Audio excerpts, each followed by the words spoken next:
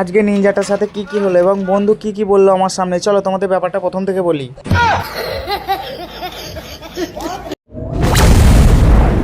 তো hello guys, আসসালামু আলাইকুম। তোমরা সবাই কেমন আছো? আশা করছি তোমরা সবাই ভালোই আছো। সো গাইস, আজকে সকাল সকাল বিকালবেলায় আমি একটু গিয়েছিলাম আমার নিনজাটাকে নিয়ে একটু ঘুরতে।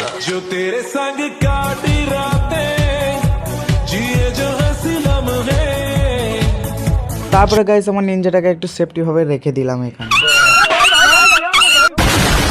সো তারপরে বন্ধুদের সাথে একটু বসে আড্ডা মারছিলাম। আর এইদিকে শালা কি বললো তোমরা সবাই একটু শোনো। কি ভাবছো তুমি? কবে যে আমার বিয়া হবে, ছোট ছোট ছানা পুনা হবে, আর বলিও বুকুর বা রুটি খায়ালা। সো গাইস তারপরে ওখান থেকে আমি সোজা চলে আসি নিনজাটাকে নিয়ে একটা বেস্ট একটা লোকেশনে। আর ওইখানে একটা ভিডিও শ্যুট করেছিলাম, তোমরা সবাই একটু দেখে নাও।